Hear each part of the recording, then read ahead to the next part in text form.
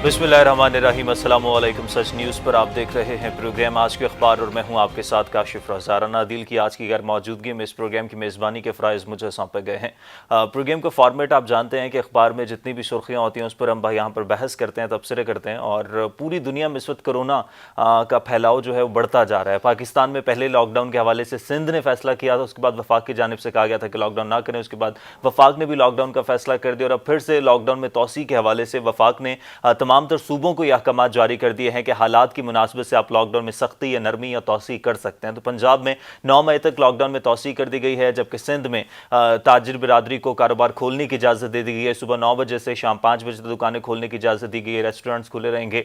5 बजे से शाम 10 बजे तक और साथ ही साथ ये भी कहा जा रहा है कि सिचुएशन आउट ऑफ कंट्रोल होती जा रही है। डॉक्टर्स बारहा अपील कर चुके हैं। गुज़िश्ता हफ्ते में 2 बार डॉक्टर्स ने प्रेस कॉन्फ्रेंस की है। सीनियर डॉक्टर ने सिंध में जाकर प्रेस कॉन्फ्रेंस की, सिंध के जो सीनियर डॉक्टर्स थे, जबकि पंजाब में पाकिस्तान मेडिकल एसोसिएशन ने भी प्रेस कॉन्फ्रेंस की और हालात से आगाह किया कि सूरत-ए-हाल तशवीशनाक होती जा रही है। अगर लॉकडाउन में सख्ती ना की गई तो सख्त नताइज का सामना करना पड़ सकता है। जबकि आलमी इदारा बराए सेहत बारहा ये कह चुका है कि लॉकडाउन वाहिद हल है। जब तक कोई वैक्सीन दरियाफ्त नहीं होती, जब तक कोई इलाज दरियाफ्त नहीं होता, तब तक सिर्फ लॉकडाउन ही एक ऑप्शन है जिस पर अमल दरामद करके इस वबा से बचा जा सकता है। पाकिस्तान में सारी सूरत-ए-हाल पर हम बात करेंगे। साथ ही साथ DGI SPR major general Babar Iftikhar ने गुज़िश्ता रोज़ प्रेस कॉन्फ्रेंस की। भारत जिस तरह से दहशतगर्दी कर रहा है, RSS के एजेंडे पर अमर भी अभी भी कारबंद है, इस पर हम बात करेंगे और दीगर उमूर भी ज़ेर बहस आएंगे। राजा नज़ीर एडवोकेट माहिर कानून भी है, तंज़ियाकार भी है, तमाम तर सिचुएशन पर नज़र रखते हैं। स्टूडियोज़ में ज्वाइन कर चुके हैं राजा नज़ीर साहब, बहुत शुक्रिया आपके वक्त का।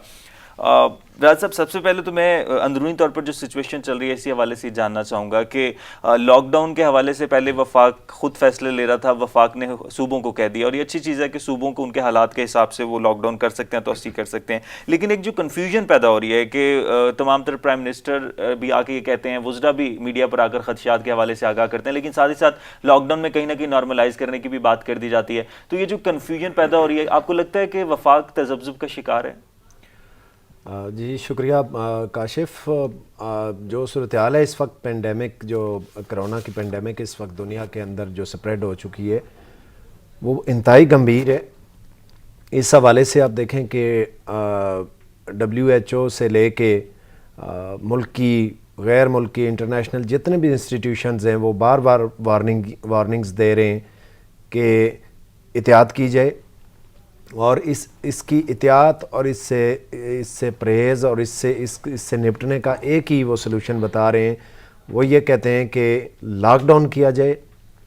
और दूरी अख्तियार की जाए सोसाइटी के अंदर एक दूसरे से, ताकि इसको कंट्रोल किया जा सके। जहाँ तक हमारे मुल्क की बात है, मैं समझता हूँ कि पहले दिन से जो मरकज़ी हुकूमत है हमारी कन्फ्यूजन का शिकार है और कन्फ्यूजन के साथ साथ मैं समझता हूँ कि एक पॉलिटिकल, देखें एक बात होती है जो अमली बात होती है, एक होती है जो पॉलिटिकल बात होती है। अब प्रैक्टिकली वो ये बात समझते हैं कि जो ये पेंडेमिक है इसका सवाए इसके कि लॉकडाउन करें और कोई सलूशन नहीं है, लेकिन पॉलिटिकली उन्हें पता है कि इससे इफ़ेक्ट एक तबका हो रहा है। उस तबके की उस हमदर्दी को गेन करने के लिए जब वो पॉलिटिकली एक इंस्टांस लेते हैं उससे कन्फ्यूजन आता है, उससे फिर प्रैक्टिकली नुकसान होता है। उसका नुकसान है कि देखें फिर मुख्तलिफ जो तबकात हैं एक दूसरे के सामने आ जाते हैं। जैसे आपने देखा कि ताजरों ने कराची के अंदर डिसीजन कर लिया कि हम खोलेंगे, क्योंकि उन्हें एक सिंपैथी मिल रही थी मरकज़ से। हाल दो कि ये अगरचे कि ये पूरी दुनिया हर कोई समझता है कि इसका वाहिद हल जो है वो लॉकडाउन है,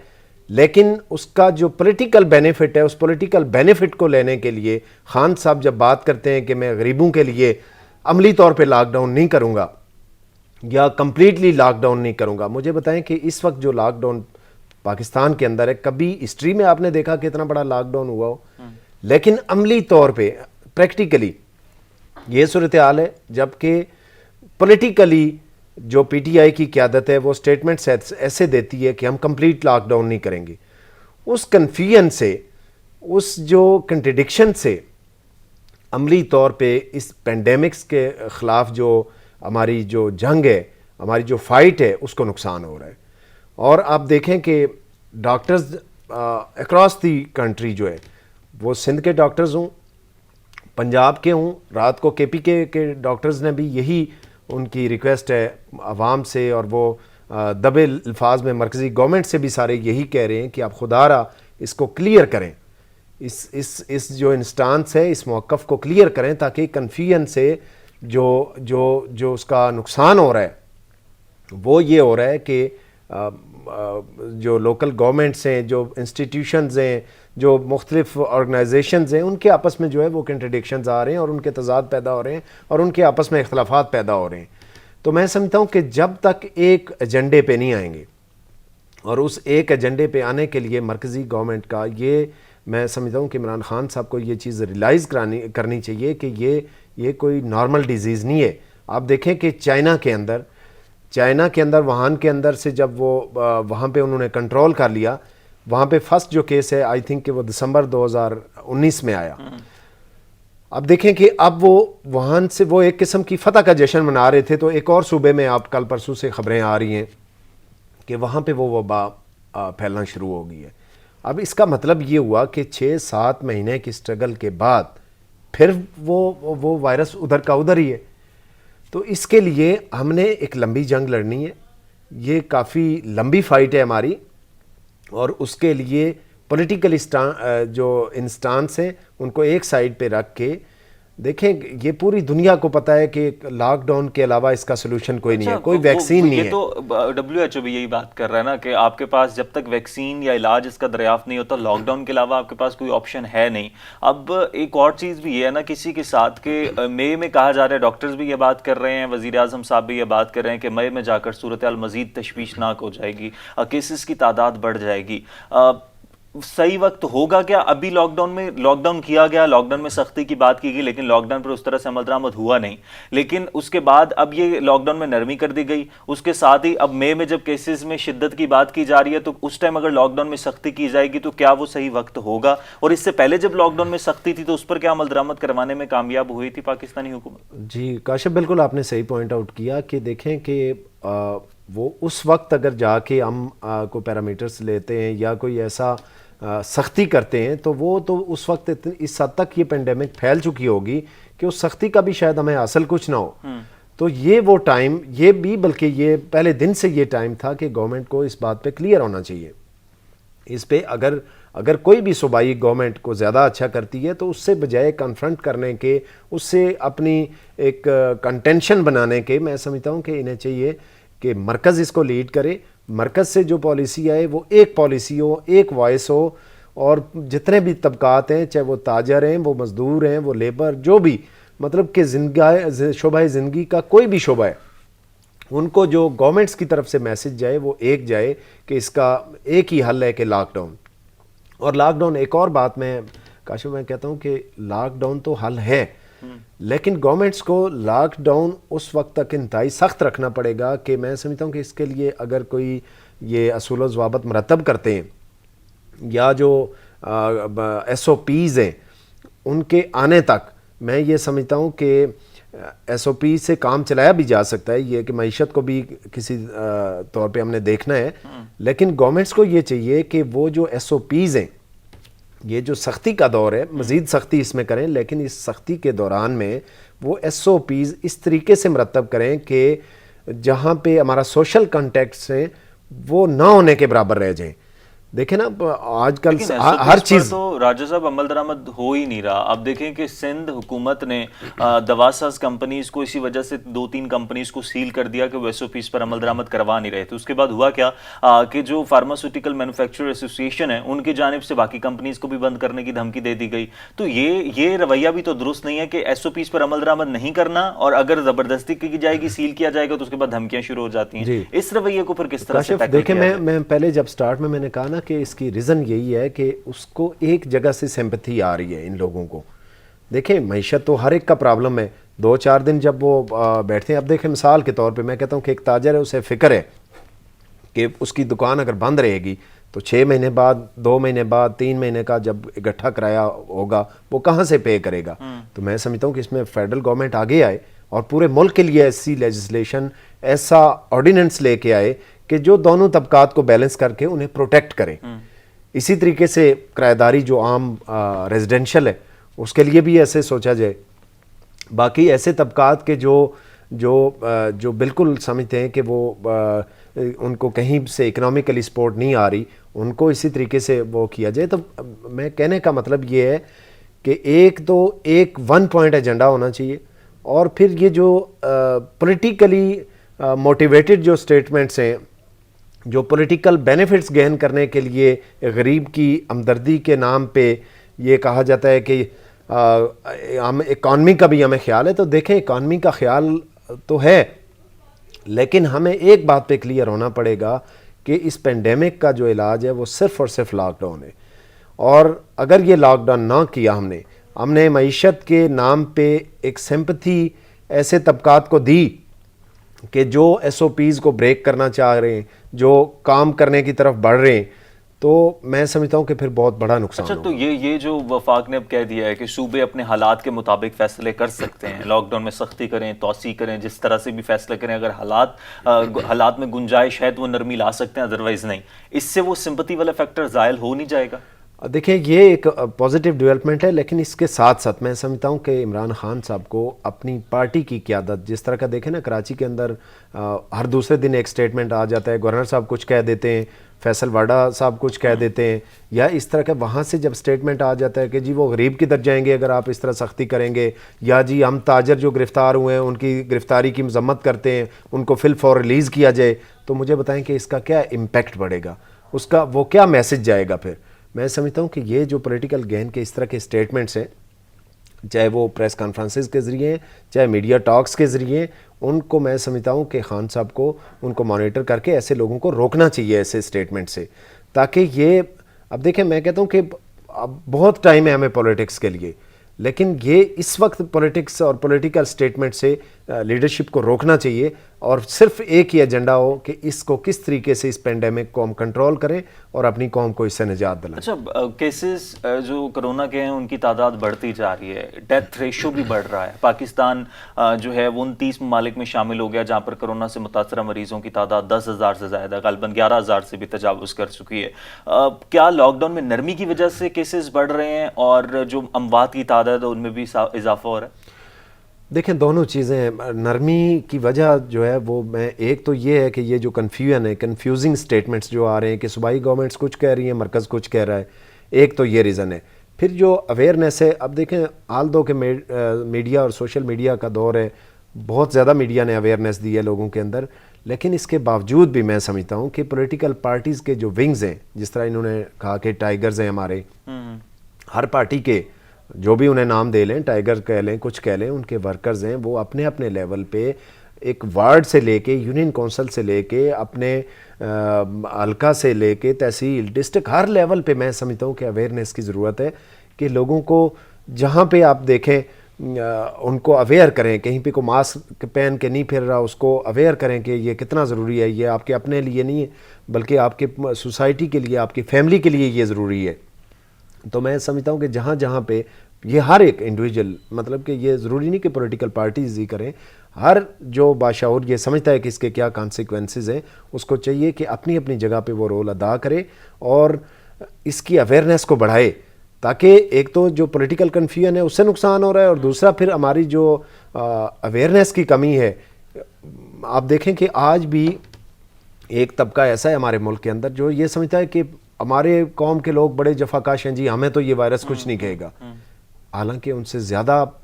جو پاورفل لوگ ہیں وہ اس میں سفر کر رہے ہیں.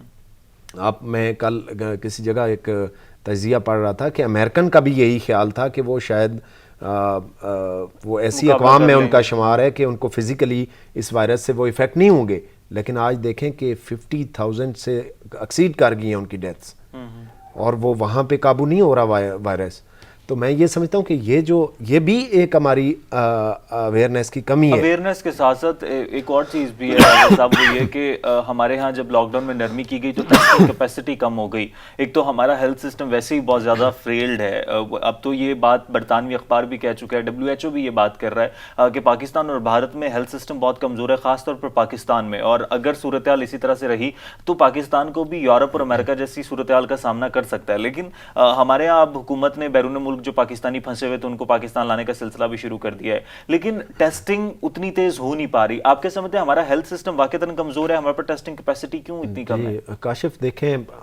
اب ڈیفینیٹلی ایک ہماری اکانومی آپ کو پتہ ہی ہے کہ اس کی کیا سٹیٹس ہے، کس طرح کے مسائل میں ہم پہلے ہی آلریڈی 2-4 اس میں رہے ہیں. لیکن آپ دیکھیں کہ دنیا کے ادارے تو یہ باتیں کہہ ہی رہے ہیں. آپ دیکھیں کہ کل جو سندھ کے ڈاکٹرز نے، جو فیمیل ڈاکٹرز نے پریس کانفرنس کی، وہ بڑی الارمنگ تھی. وہ کہتے ہیں کہ رو کے انہوں نے ہاتھ باندھ کے انہوں نے کہا کہ ہمارا کوئی پولیٹیکل موو نہیں ہے، ہم جسٹ آپ کو اویئرنیس دینے، آپ سے ریکویسٹ لوگوں سے میڈیا کے تھرو ہم کیا کر رہے ہیں کہ اس کو سمجھیں. انہوں نے کہا کہ ہمارے ڈاکٹرز کس طرح اس سے افیکٹ ہو رہے ہیں اور کس طرح ان کی جو ہے وہ ڈیتھس ہو رہی ہیں. اس کے بعد انہوں نے کہا کہ بلکہ انہوں نے ہمارے ملک کے جو مسائل کو ہائی لائٹ کرتے ہوئے انہوں نے کہا کہ ہمارے پروفیشن میں اتنا زیادہ ہمیں پرابلم آ رہی ہے کہ ہماری جو فیملیز ہیں وہ ہمیں پرمٹ نہیں کر رہی. وہ کہہ رہی ہیں کہ اس پروفیشن کو چوز کرنا ہے یا اپنی زندگی کو چوز کرنا ہے، دونوں میں سے ایک چیز آپ سلیکٹ کریں. تو یہ آپ یقیناً آپ دیکھیں نا، یہ فرنٹ لائن جو اس وقت سولجرز ہیں ہمارے، وہ ڈاکٹرز ہیں. اگر ڈاکٹرز افیکٹ ہو جائیں گے، اگر وہ پسپا ہو جائیں گے، اگر وہ ڈی مورلائز ہو جائیں گے، تو پھر باقیوں کا کیا بنے گا؟ دیکھیں باقی ہم تو اگنورینٹ ہیں، ہمیں تو نہیں پتہ، ہم تو جسٹ جو پریکاشنری میئرز ہمیں بتائے جاتے ہیں ہم وہ تو لے رہے ہیں، لیکن باقی جو کچھ کرنا ہے وہ ڈاکٹرز نے کرنا ہے. یہ جو حکومت تمام تر فیصلے کری، اب دیکھیں آج رمضان المبارک کا آغاز ہو گیا، آج پہلا روزہ ہے، مساجد میں نمازیوں کی تعداد بڑھ رہی ہے، مساجد میں نماز پڑھنے کے حوالے سے بھی ایس او پیز دے دی گئیں،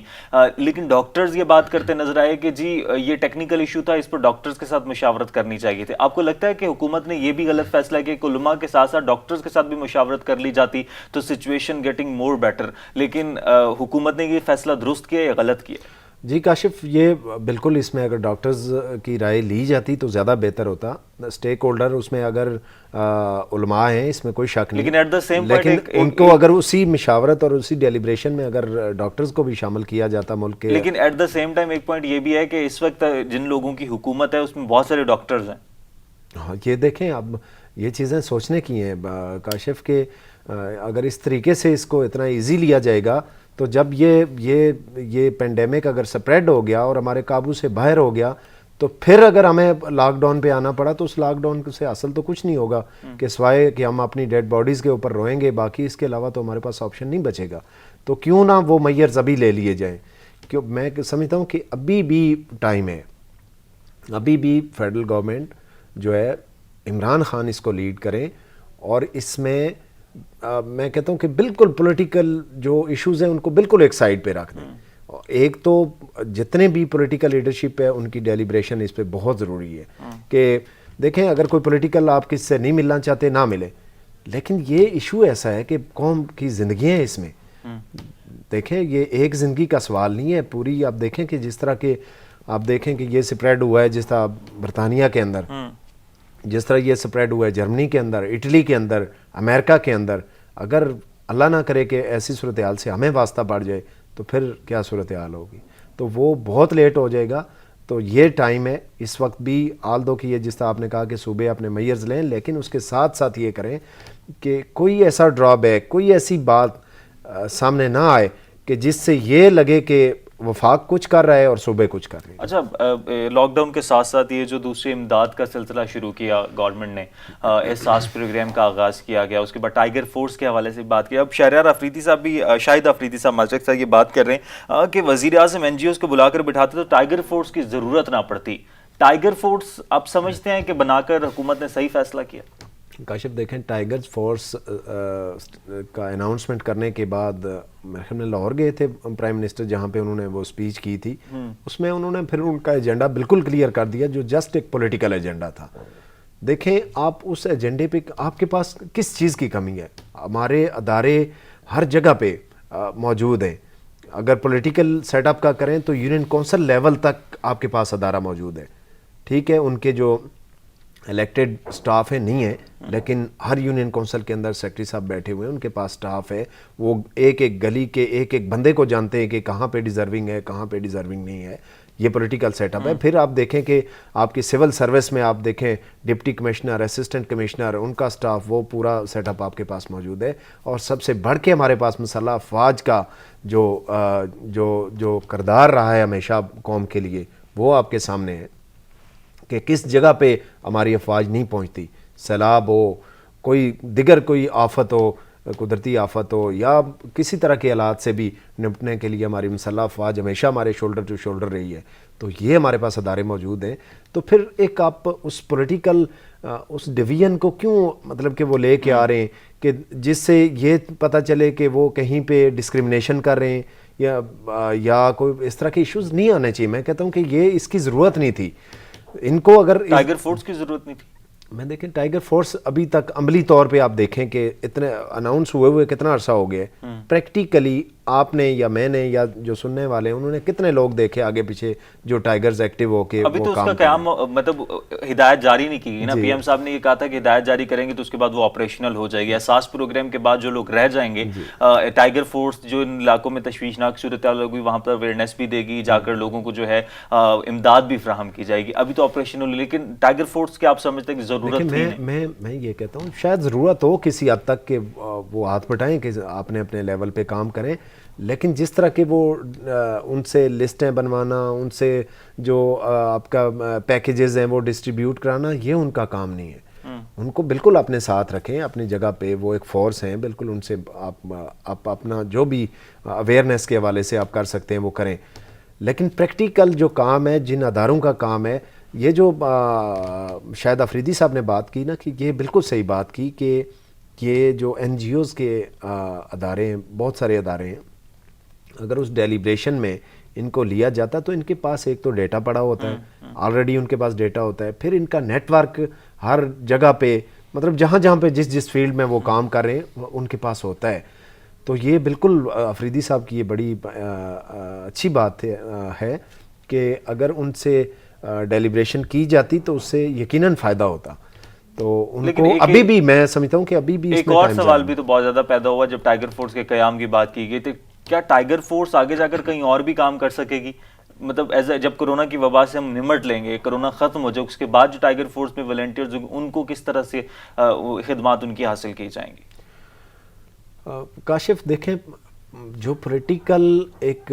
انسٹانس کے تحت جو بھی سٹیپ لیا جاتا ہے اس کے کانسیکوینسز بھی پولیٹیکل ہی ہوتے ہیں. آپ دیکھیں کہ کئی جگہوں سے شکایتیں آئی ہیں کہ جی انہوں نے اپنے علاقے کے جو لوگ ہیں, کل بھی میں سوشل میڈیا پہ کہیں پہ دیکھ رہا تھا کہ ایسے لوگوں کی لسٹیں وہ مرتب کر رہے ہیں کہ جو ڈیزرونگ نہیں ہیں, اور جو ان کے پولیٹیکل اوپوننٹ ہیں ان کو ان میں سے ڈراپ کروا رہے ہیں. تو دیکھیں ایسا یہ بلا تفریق ہونا چاہیے. یہ انسانی جانوں کا مسئلہ ہے, ہیومن بینگ کا ایشو ہے. اس پہ میں سمجھتا ہوں کہ پولیٹیکلی کوئی بھی پولیٹیکل آرگنائزیشن ہے وہ کرے اپنے حساب سے, لیکن اس طرح کے جو ریلیف پیکیجز ہیں کہ جس کی جو بھی ڈیزرونگ ہے اس کو ضرورت ہے اس وقت اس کی, تو ان کے لیے میں سمجھتا ہوں کہ ان سے موو نہیں کرانا چاہیے. اس کے لیے جو انسٹیٹیوشنز آپ کے پاس موجود ہیں, چاہے وہ سول انسٹیٹیوشن ہے, چاہے آپ کی مسلح افواج ہے, یا میں سمجھتا ہوں کہ جس طرح یہ افریدی صاحب نے کہا کہ آپ کے پاس این جی اوز ہیں, تو ان سے کام کروائیں, ان کے ایکسپیرینس سے, ان کے ڈیٹا سے جو ہے وہ آپ اس سے فائدہ لیں. اچھا, اس کے ساتھ ساتھ احساس پروگرام کے تحت لوگوں کو امداد بھی مل رہی ہے, ریلیف بھی مل رہا ہے, لیکن ایک اور چیز ہم دیکھ رہے ہیں کہ مہنگائی میں بھی اضافہ ہو کہ رمضان ہمیشہ سے یہ رہا ہے کہ رمضان میں حکومت ریلیف پیکیج تو دیتی ہے. اب یوٹیلیٹی سٹورز ورکرز جو ہیں وہ اپنا احتجاج کر رہے ہیں, ان کے اپنے مسائل چل رہے ہیں, حکومت کے ساتھ مطالبات کرنے کی کوشش کی جا رہی ہے جو کہ پورے نہیں ہو رہے. دوسری طرف مہنگائی بھی بڑھ رہی ہے. اب عمران خان صاحب نے ایک اور بات بھی کر دی کل کہ کسی بھی ملک سے کوئی بھی امداد نہیں ملی, تو وہ جتنے بڑے بڑے اعلانات مختلف ممالک کی طرف سے کیے گئے تھے, اس کا مطلب ہے کہ پاکستان ابھی بھی سٹل وہیں کھڑا ہے. دیکھیں کاشف, پہلی بات ہے کہ دنیا ساری سفر کر رہی ہے, ٹھیک ہے, امداد کہیں سے آئے گی, بعض ممالک بھیجیں گے بھی, لیکن عملی طور پہ ہم نے اپنے شولڈرز کے اوپر اپنے وسائل کے مطابق پلاننگ کرنی ہے. آپ نے مہنگائی کی بات کی, تو میں سمجھتا ہوں کہ اس وقت جو پیٹرولیم مصنوعات ہیں, آپ کو پتہ ہے کہ عالمی منڈی میں وہ کہاں پہ پہنچ چکی ہیں, وہ کتنی ڈاؤن ہو چکی ہیں. تو ہماری گورنمنٹ کیوں پہلی تاریخ وہ جس طرح مہینے کے اینڈ کا ویٹ کرتے ہیں کہ اب ہم اناؤنس کریں گے. میں کہتا ہوں کہ ایک پیٹرولیم مصنوعات, ابھی دیکھیں نا پیٹرول اور ڈیزل کی قیمتوں میں اگر 5, 10, 15, 20 روپے کمی آتی ہے تو اس کا پریکٹیکلی ہر جگہ اس کا فائدہ ملے گا آپ کو. تو میں سمجھتا ہوں کہ یہ گورنمنٹ کو ابھی دیکھیں پوری قوم کرائسس فیس کر رہی ہے، تو اس میں بجائے اس کے کہ مہینے کا اینڈ کا ویٹ کرے گورنمنٹ، یہ فی الفور میں سمجھتا ہوں کہ ڈیسیجن کر کے تاکہ یہ پیکیج تو پالیسیز لے کر آنی چاہیے اور اس طرح کی پیکیجز لے کر آئیں تاکہ اس میں ریلیف دیا جا تاخیر نہ سکے. کریں، کیونکہ اس وقت یہ نہیں کہ جو بالکل آپ کا لوور کلاس وہ ہے، اس وقت ہر شعبہ زندگی کے ہر جو پورا پاکستان اس وقت سفر کر رہا ہے اور انہیں ضرورت ہے. بریک کے بعد واپس آتے ہیں، پھر گفتگو کا سلسلہ یہیں سے آگے بڑھاتے ہیں، ہمارے ساتھ رہیے گا.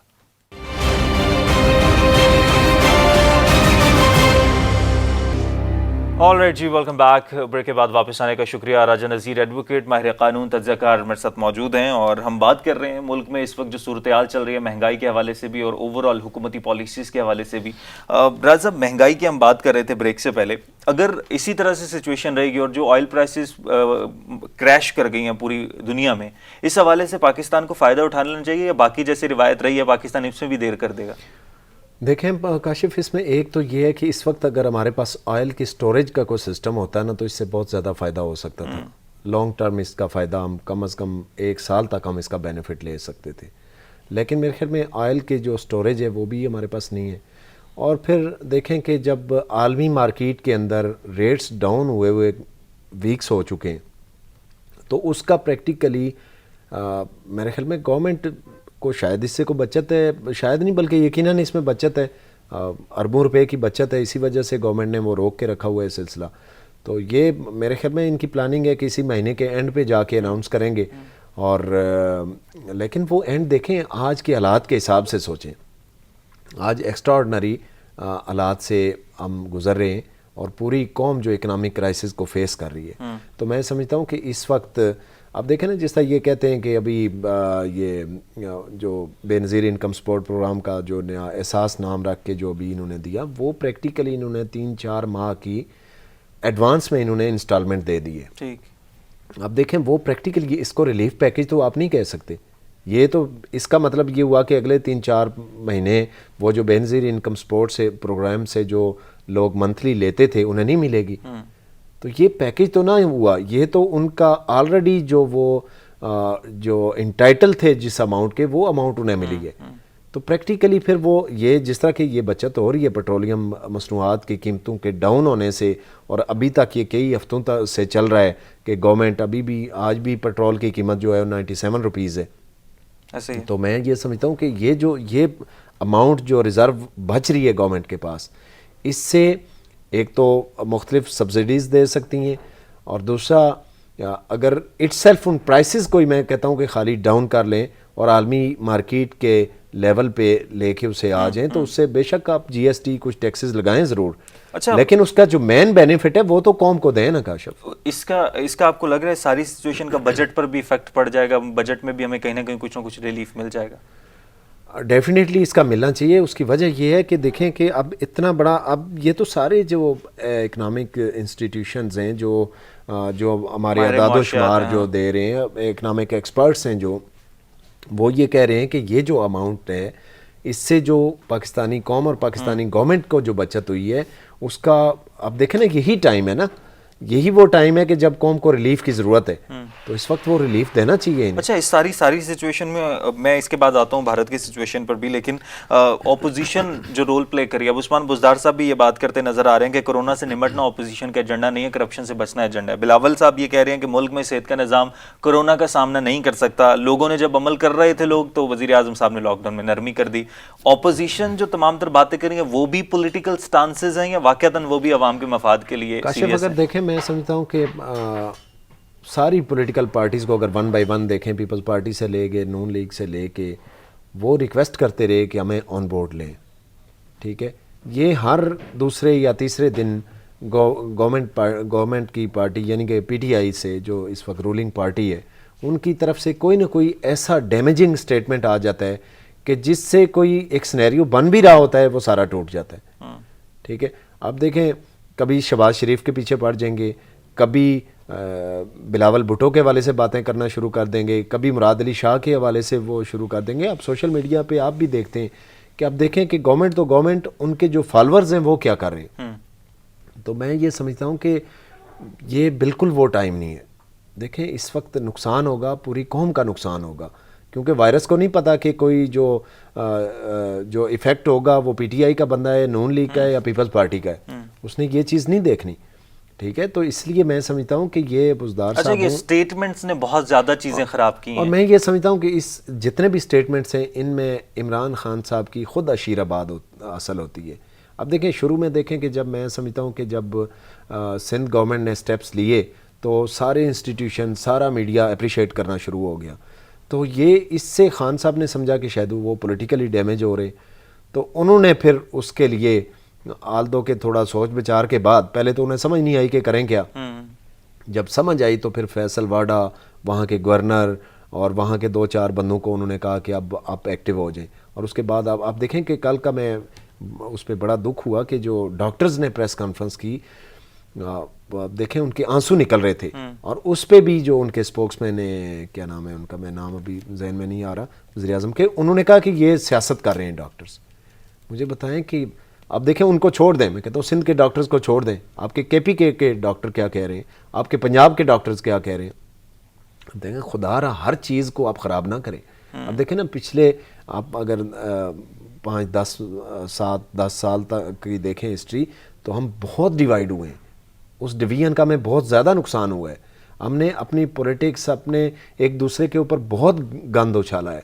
تو یہ وہ ٹائم نہیں ہے کہ اس جو یہ وار ہے. اب دیکھیں جنگ عظیم کے بعد، دوسری جنگ عظیم کے بعد میں سمجھتا ہوں کہ دنیا یہ بہت بڑے المیے کو فیس کر رہی ہے. اب دیکھیں کہ یہ کتنے 5-6 ماہ ہوئے ہیں نا کہ 2 لاکھ سے زیادہ جانیں جو ہیں وہ جا چکی ہیں.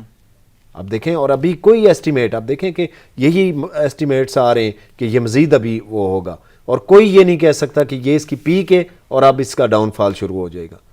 اب دیکھیں نا، میں نے جس طرح بگننگ میں کہا کہ چائنا نے جس کو پیک سمجھ کے اوور کم کر لیا، آج دوسرے صوبے میں وہ شروع ہو گیا. چیزوں کو پولیٹیسائز نہ کیا جائے. اچھا، D G I S P R نے کل پریس کانفرنس کی، انہوں نے بھارت کے حوالے سے بھی بات کی.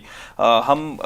کشمیر میں کرفیو، پوری دنیا میں تو ابھی جو صورتحال لاک ڈاؤن کی وہ تو ابھی کورونا کی وجہ سے ہوئی ہے، کشمیر میں تو 5 اگست سے ساری صورتحال اسی طرح سے چل رہی ہے، لاک ڈاؤن وہاں پر چل رہا ہے. اس ساری سچویشن سے کیا پاکستان کی توجہ کشمیر سے ہٹی ہے، اور اس توجہ اگر ہٹی ہے تو اس کا فائدہ بھارت اٹھا رہا ہے؟ دیکھیں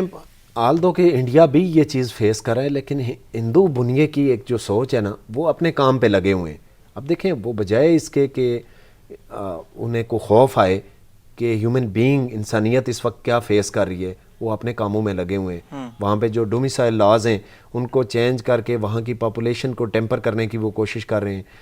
اور اس کے بعد آپ بارڈرز پہ دیکھیں تو میں سمجھتا ہوں کہ یہ اصل میں نا ہندو بنیے کی جو دہشت گردانہ سوچ ہے وہ مودی ہے. کیونکہ یہ ریجڈ، اور یہ وہ کلاس ہے کہ جو پچھلے 3-4 ٹینیور سے ان کو چکمے دے کے، ان کو ایریٹیٹ کر کے، ان کو موٹیویٹ کر کے، ان کو ریلیجس وہ فیکٹرز ابار کے یہ لوگ اقتدار میں آئے. اور اس کے بعد آپ دیکھیں کہ مسلسل یہ وہ سٹیپس لے رہے ہیں کہ جس کا دیکھیں نیبرز کا تو نقصان ہے ہی ہے. کہ دیکھیں کوئی بھی ملک جب ٹوٹتا ہے یا اس کے اندر انتشار آتا ہے تو اس کا یقیناً اس کے نیبر جتنے بھی ہیں ان کو اس کا اثر ہوتا ہے. آپ دیکھیں کہ اب پریکٹیکلی پوری انڈیا کے اندر اس وقت جتنی بھی مینورٹیز ہیں وہ کن کن کرائسس سے گزر رہے ہیں. کل میں سوشل میڈیا پہ دیکھ رہا کہ وہاں پہ اب ایون کہ ایک ریڈی والا بھی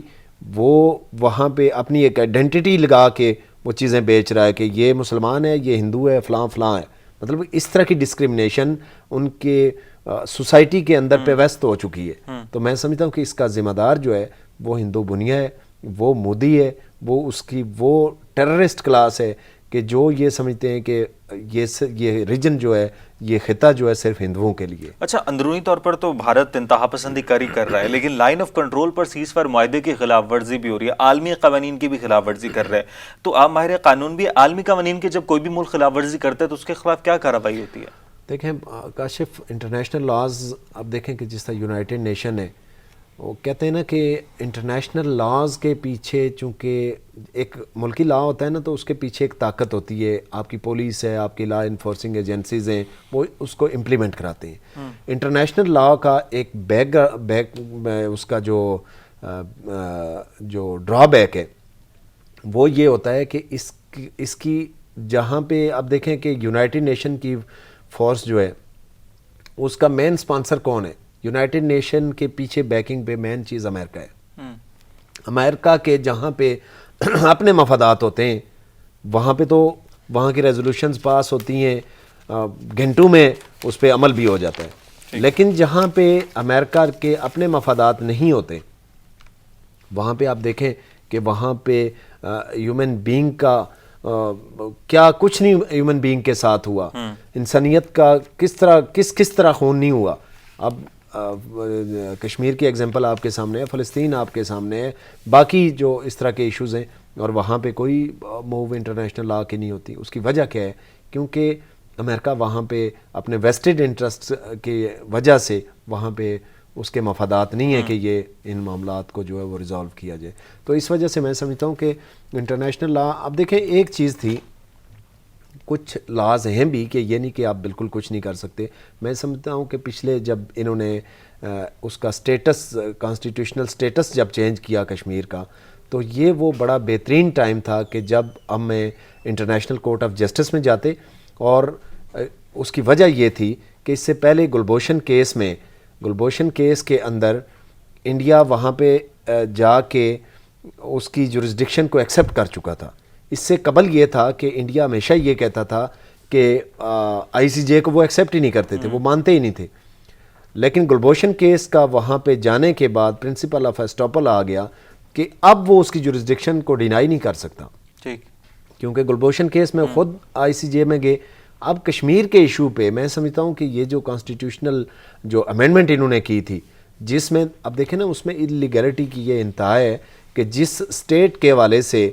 کشمیر کے حوالے سے انہوں نے وہ امینڈمنٹ کی، اس کی اسمبلی کو آن بورڈ ہی نہیں لیا.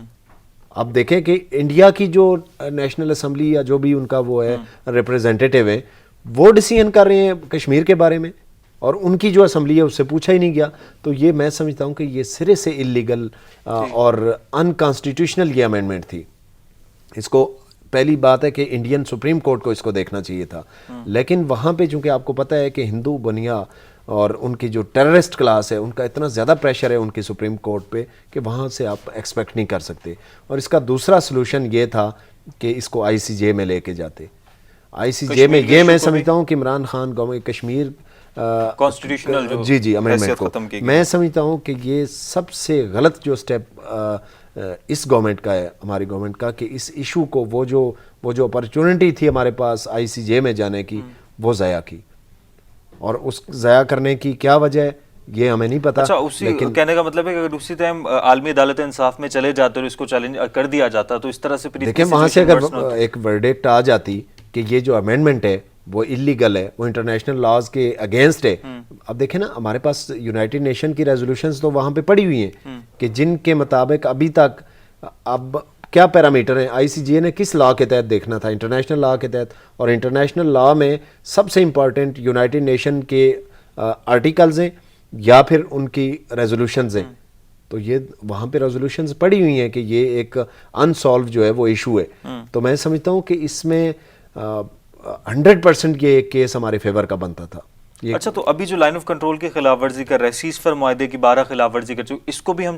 جا کے اس پر بھی بات کر سکتے ہیں؟ یہ بھی بات ہو سکتی ہے، لیکن اس میں وہ کاؤنٹر یہ کلیم لیتے ہیں جی کہ انٹرفیرنس ہوتی ہے جی، تو ہم جوابی کارروائی کرتے ہیں. اس کو ایک مطلب کہ اس کو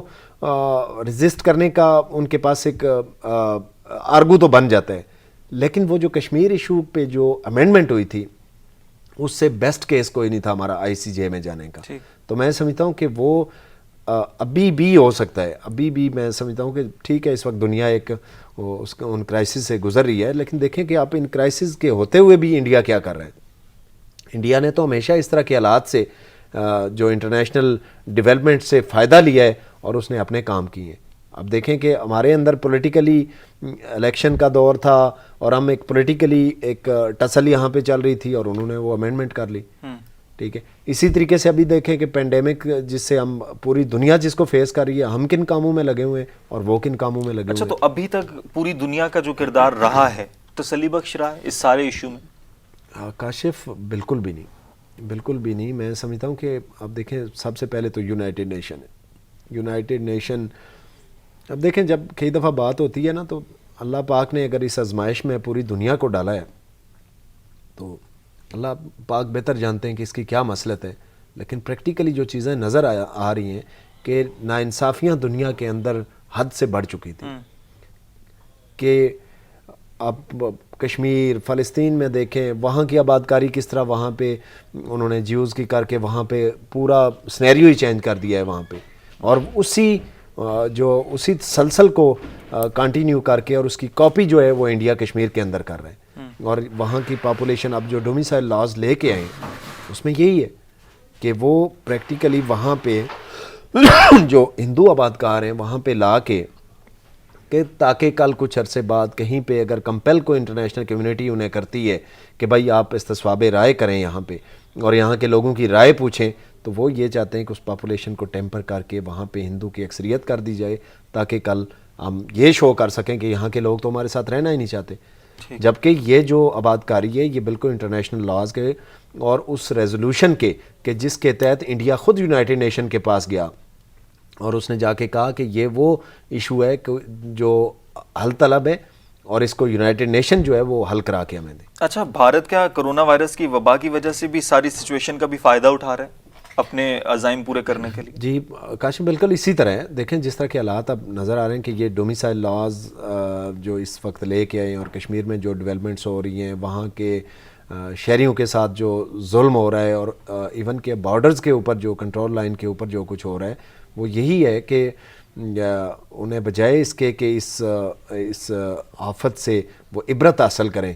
میں نے پہلے کہا نا کہ مودی کی جو جماعت ہے وہ بیسیکلی ایک دہشت گرد جماعت ہے، ان کی سوچ دہشت گردانہ ہے، وہ صرف یہ چاہتے ہیں اور کہتے ہیں اور ان کی سوچ ہے کہ انڈیا جو ہے وہ صرف ہندوؤں کے لیے۔ تو پھر یہ جو انسانی حقوق کے علمبردار تنظیمیں ہیں جو ورلڈ وائڈ کام کر رہی ہیں وہ کیوں خاموش ہیں؟ میں دیکھیں کہ اس وقت کیا اس کی تھی ایک پوری ہسٹری، جس طرح میں نے کہا کہ ویسٹڈ انٹرسٹ ہیں ہر ایک کے، امریکہ کا اپنا ہے، باقی جو سپر پاور ہیں، اور اس سے بڑھ کے میں یہ سمجھتا ہوں کہ جو ویٹو پاور کا جو ایک لا موجود ہے جو یونائٹڈ نیشن کے چارٹر کے اندر، میں سمجھتا ہوں کہ یہ بہت بڑی ریزن ہے اس طرح کے ایشوز کے حل نہ ہونے کی، کہ دیکھیں کہ کسی بھی ایشو پہ اگر ان 5 سپر پاور میں سے جن کو ویٹو کا رائٹ ہے وہ اگر کسی جگہ ان کا ویسٹڈ کو انٹرسٹ ہے تو وہ اس ایشو پہ وہ ویٹو کا رائٹ کر کے باقی ساری دنیا کچھ کہتی رہے، ایک ملک اگر اس کو ویٹو کر دے تو وہ بات ہی ختم ہو جاتی ہے۔ تو اس وجہ سے میں سمجھتا ہوں کہ آپ دیکھیں نا کہ لیگ آف نیشن کیوں فیل ہوئی، کیونکہ وہ ان ناانصافیوں کا ازالہ نہیں کر سکے، تو اسی وجہ سے پھر لیگ آف نیشن فیل ہوئی اور یونائٹڈ نیشن آئی۔ تو میں سمجھتا ہوں کہ یونائٹڈ نیشن بھی انہی لائنز پہ ہی جا رہی ہے کہ دنیا کے جتنے بھی حل طلب ایشوز ہیں ان میں دیکھیں کہ کوئی بھی ایسا ایشو نہیں ہے کہ جو حل کرا سکی ہوئی۔ تو اچھا، اب پاکستان اس میں کرنٹ جو سینیریو چل رہا ہے اس میں پاکستان کے پاس کیا آپشنز ہیں؟ پاکستان کیا کر سکتا ہے اس ساری سچویشن میں؟ کیونکہ ساری دنیا ہی اپنی اس وائرس سے نمٹنے میں لگی ہوئی ہے، تمام ممالک اس پر کام کر رہے ہیں، تو اس کے درمیان میں اس مسئلے پر بات کرنا، دیکھیں بات